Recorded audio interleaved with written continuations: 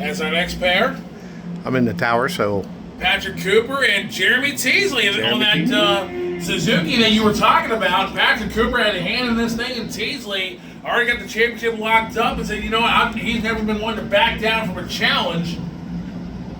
He says, all right.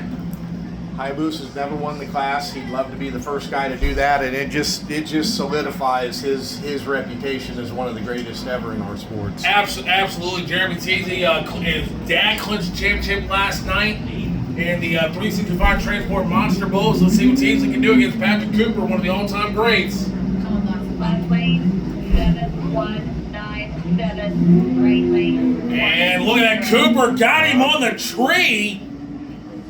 That doesn't happen often, but there goes Jeremy Teasley. 875 at 162 miles an hour. That's not the record, is it?